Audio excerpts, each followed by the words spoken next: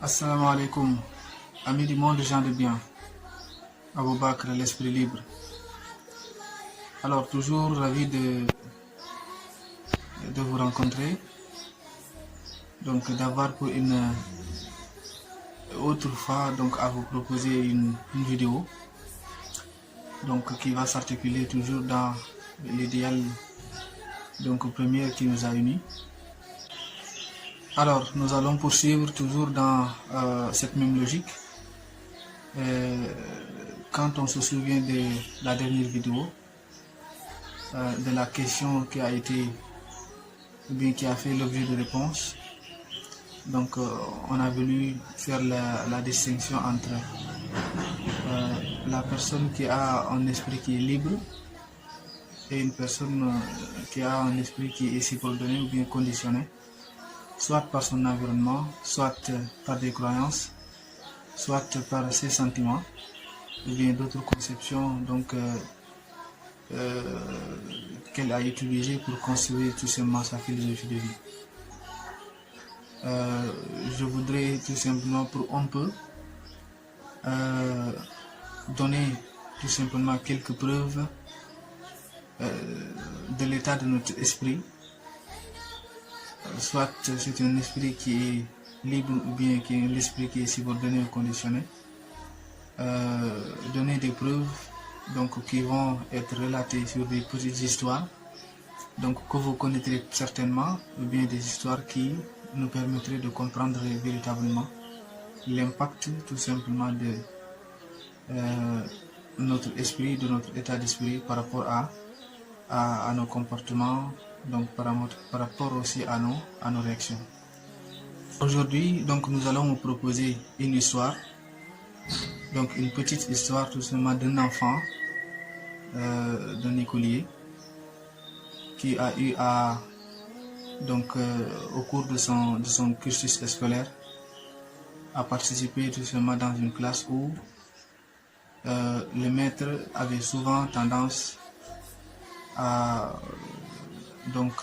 utiliser des propos, à lui donner tout simplement des qualifications pour un peu déplorer véritablement les défauts de l'enfant, parce que cet enfant avait un peu de problème pour pouvoir mémoriser et parcoriser tout simplement les cours et avoir une compréhension aussi par rapport à certains exercices mathématiques qu'il ne parvenait pas tout simplement à comprendre ou bien à résoudre. Alors au fil du temps, le prof ou bien l'enseignant, le maître continue tout simplement à lui proférer ses paroles, à lui donner des qualifications négatives, telles que vous êtes nul, telles que vous ne pouvez pas parcourir une leçon, telles que vous ne savez rien en français, telles que vous ne savez rien en mathématiques, vous n'allez pas réussir, vous ne donnez pas le profil de quelqu'un qui peut réussir. Donc des termes comme ce genre ou bien des expressions du genre et qui ont fini par influencer l'enfant à se retirer tout simplement derrière les dernières tables bancs, s'isolant parce que finalement il a accepté de façon consciente que il ne parviendrait pas tout simplement à réussir, il ne parviendrait pas aussi à parcourir ses cours, et il ne parviendrait pas véritablement à maîtriser certains exercices ou bien à les résoudre. Ce mécanisme de bridation, comme on peut le dire, de notre conscience a fait que l'enfant a fini par accepter de façon consciente que il était perdu, elle ne vaut rien, elle n'arrivera tout simplement à rien du tout. Donc au fil du temps, le prof, bien l'enseignant actuel, qui tout simplement était dans cette logique tout simplement de dénigrement de cet enfant, a été remplacé par un autre enseignant. Et cet enseignant a pu remarquer dans ses premiers cours que l'élève avait tout simplement cette attitude de recroquevillement, une attitude tout simplement qui l'obligeait souvent à s'isoler derrière et à ne jamais participer, à ne rien dire, à se tenir tout simplement voilà, à l'écart tout simplement du nombre.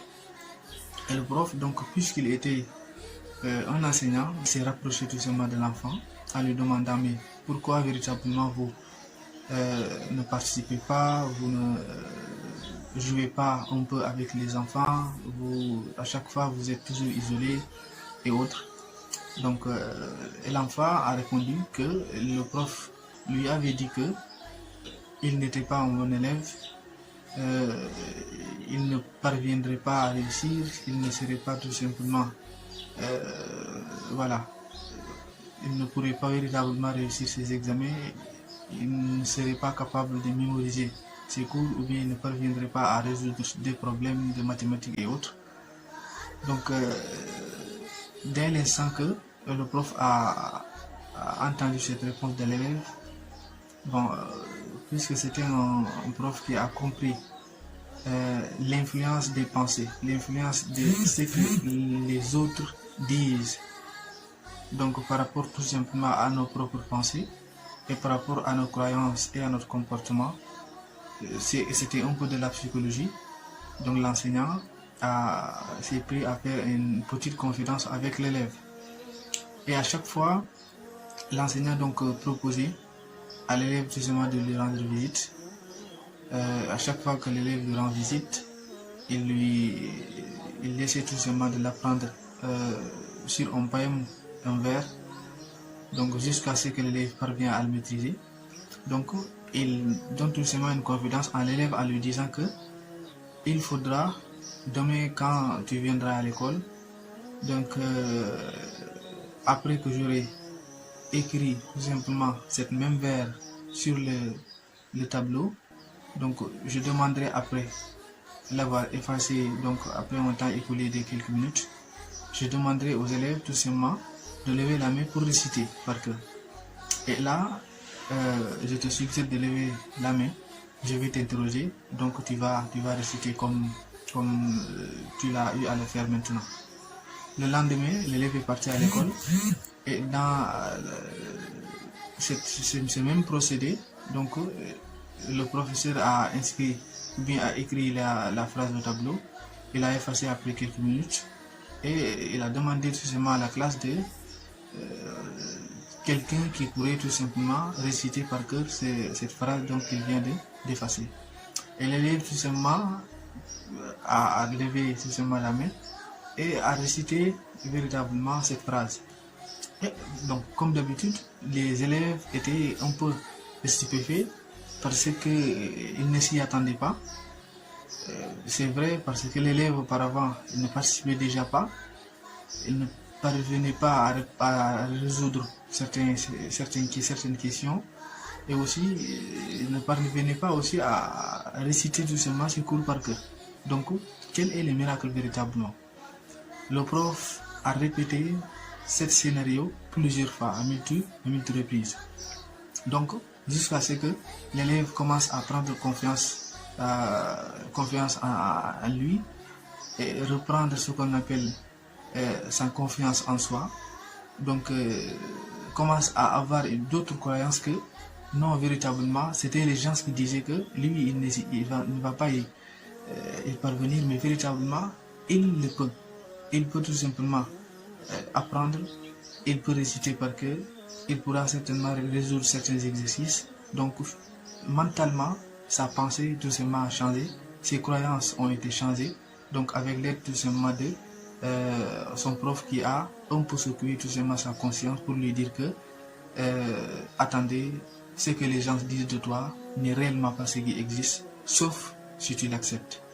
Si tu acceptes que ce que les gens sont en train de dire c'est la vérité, votre subconscient va considérer cela comme une croyance et va tout simplement réaliser cette croyance que vous vous êtes faite et vous n'arriverez pas à maîtriser certains exercices ou bien à réciter véritablement certains cours.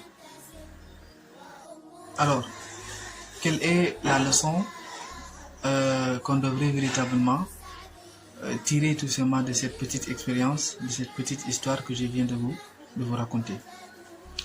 Donc, la leçon, c'est que à chaque fois que vous écoutez ce que les gens sont en train de dire tout simplement sur votre personnalité, soit ce sont des croyances qu'ils sont en train tout simplement de véhiculer, soit c'est des principes qu'ils essaient tout simplement de vous inculquer, soit ce sont des qualifications peut-être négatives et souvent négatives qu'ils sont en train tout simplement de faire sur ta personne. Sinon, ce sont seulement des idées qu'ils essaient tout simplement de vous transmettre. Il ne faudrait pas tout simplement vous laisser influencer par ces principes, ni ces croyances, ni ces idées, parce que vous allez finir par les intégrer tout simplement comme des éléments de croyance en vous. Comme je l'ai dit tantôt, vous allez finir par accepter de par votre conscience que leurs paroles sont vraies, ou bien que leur conception semble être vraie, et aussi que donc vous devez peut-être vous lamenter par rapport à vos situations, ou bien vous devez catégoriquement changer de comportement. Voilà. Donc là, il faudra réfléchir par rapport à toutes ces spéculations, toutes ces paroles, toutes ces conjectures, justement que chaque personne est en train de dire, pourtant sans pour autant qu'il y ait de véritables preuves.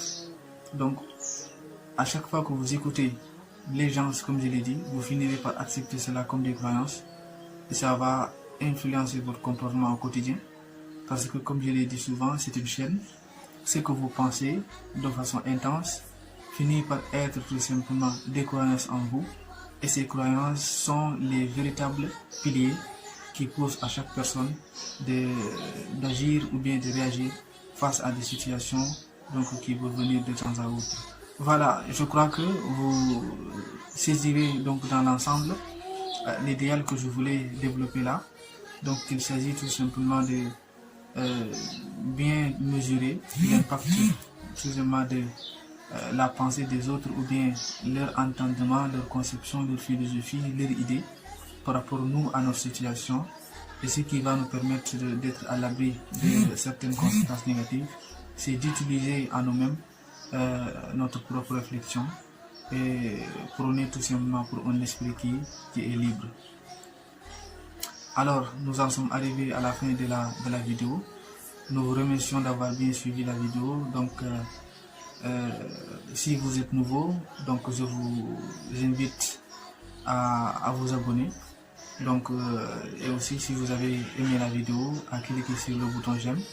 Donc, c'est une marque tout simplement d'encouragement qui va nous permettre tout simplement d'avoir plus de motivation à partager avec vous au fil du temps. Donc, certaines réflexions sur des concepts, des idéaux et des idées qui semblent être pertinents pour une bonne condition de vie de chacun d'entre nous. Sur ce, je vous dis à la prochaine. Salam alaikum wa rahmatullah.